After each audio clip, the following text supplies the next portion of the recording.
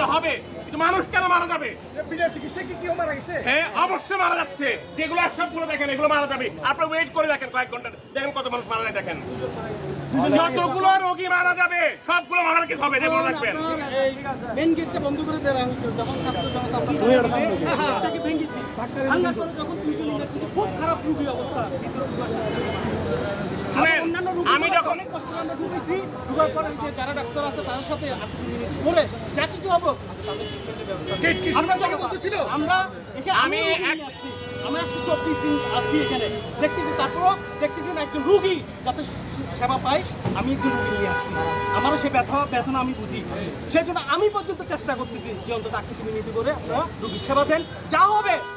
আমি কাউন্টারে গেলাম, আমাকে বলা হইলো কি এখানে টিকিট করে কি করবেন, ডাক্তার তো নাই।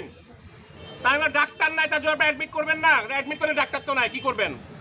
তো আমি বলে আমার ইমার্জেন্সি রোগী তার 1 নম্বর কাউন্টার, ওখানে গেলাম, বলতে আমি বলে আমার রোগীটাকে আপনি অ্যাডমিট নেন, ওয়ার্ডে ভর্তি নিয়ে নেন, একটা ব্যবস্থা হবে। ভর্তি হয়ে কি করবো? আমি জানি ইমার্জেন্সি মরে যেতে পারে, তো আমরা কি করবো?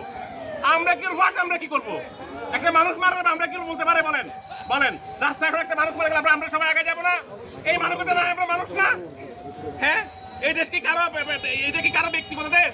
হ্যাঁ, এটা হিন্দু, মুসলমান, বৌদ্ধ, আওয়ামী লীগ, বিএনপি, জামাত সবার দেশ। এটা সম্পূর্ণ বাঙালির দেশ।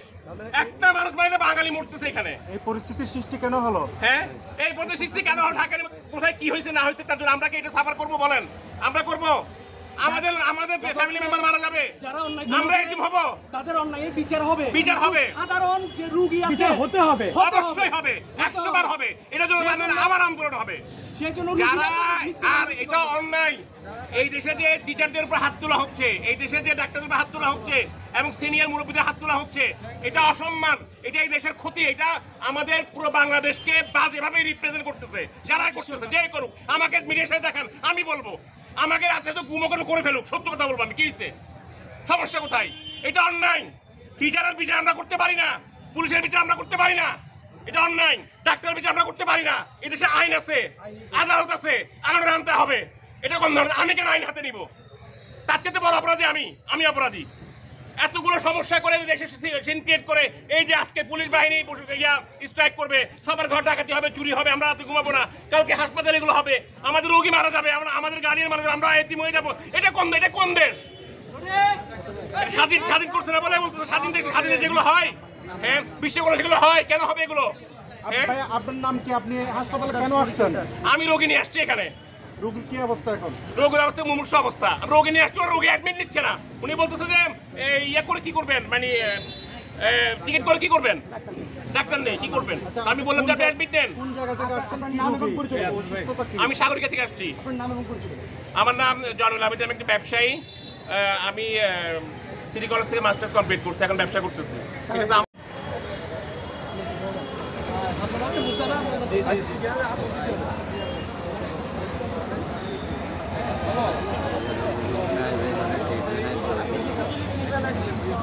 ডাক্তার নাই।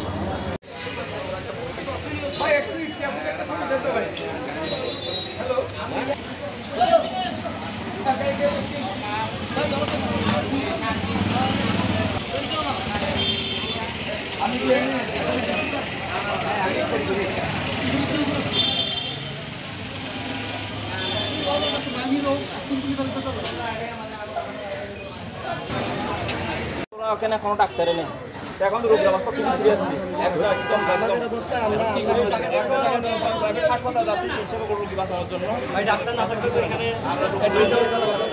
ভাই না থাকলে তো অ্যাডমিট দেওয়ার জন্য দরকার ছিল, শুধু অ্যাডমিট দিয়ে ভাই 3 ঘন্টা ঘুরে এখানে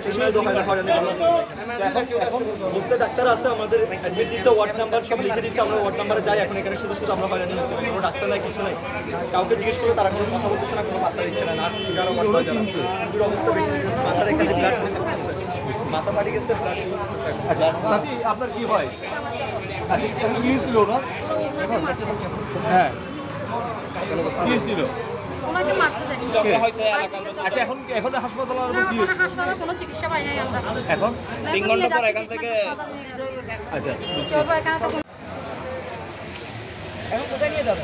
কোথায় নিয়ে যাবো সেটাও দিশা পাইতেছি না। প্রাইভেটে নিয়ে যাবো আর কি করবো, প্রাইভেটে দেখি না। আগে তো জীবন বাঁচানো দরকার, জীবন তো বাঁচানো। অবশ্যই নিতে হবে। প্রবলেম হতেই পারে, সমস্যা কথাবার্তা বলতে হবে। প্রবলেম হতেই পারে, সমস্যা হতে পারে।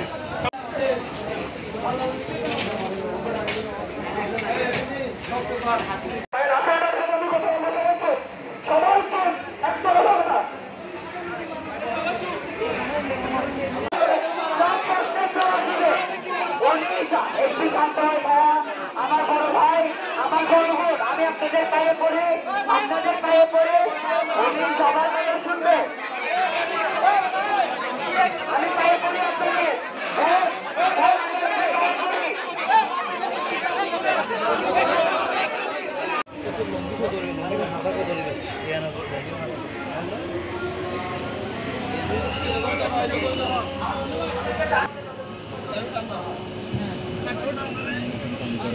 বাড়ি রুগী একটা চোখে দেখোস না, স্টেশন আমার নেওয়ার মানুষ তো মানুষ এখন ছড়াই না দিবি রুগী আগে রুগী তুলতে সমস্যা। যারা কর্মবিরতিতে গিয়েছে আপনাদেরকে অনুরোধ করব, আমরা আপনাদের নিরাপত্তা নিশ্চিত করব।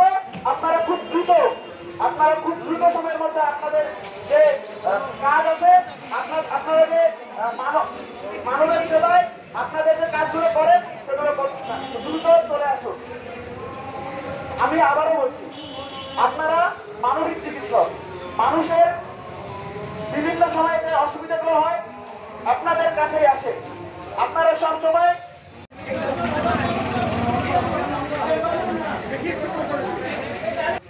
গতকাল ধামেকে একটা অনাকাঙ্ক্ষিত ঘটনার কারণে আজকে চিকিৎসকেরা কর্মবিরতিতে গিয়েছে। তাদের যে ক্ষোভ, এটা খুবই স্বাভাবিক, কারণ আমি গতকাল ধামেকে ছিলাম। রোগীর পক্ষ থেকে, রোগীর স্বজনের পক্ষ থেকে দুইজন চিকিৎসককে আঘাত করেছে, যার ফলে তারা আজকে তারা কর্মবিরতিতে গিয়েছে। এবং আমরা শুনতে পেরেছি চিকিৎসকদেরকে ঠিকঠাকভাবে তাদের কাজ করতে দেওয়া হচ্ছে না, এবং এই অভিযোগটা আমাদের চট্টগ্রামের ইন্টার্নি চিকিৎসকরাও জানিয়েছেন। আমি সবার উদ্দেশ্যে স্পষ্ট করে বলতেছি, আজকে থেকে বৈষম্য বিরোধী ছাত্র আন্দোলনের পক্ষে আমরা যে ভলান্টিয়ার টিম দিব, সেই ভলান্টিয়ার টিম এখানে কাজ করবে। এছাড়া আর কোনো ভলান্টিয়ার টিম এখানে কাজ করবে না।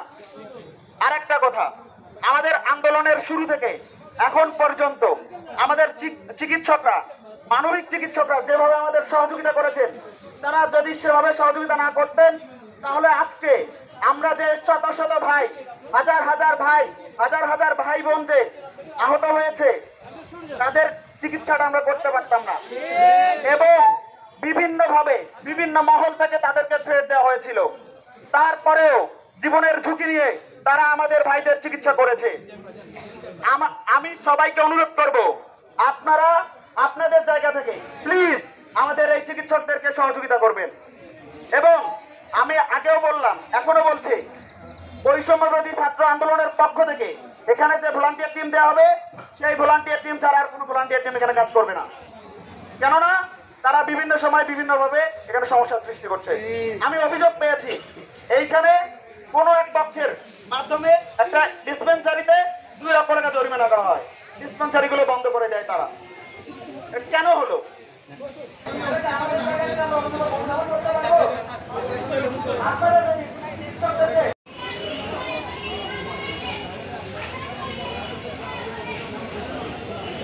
রনি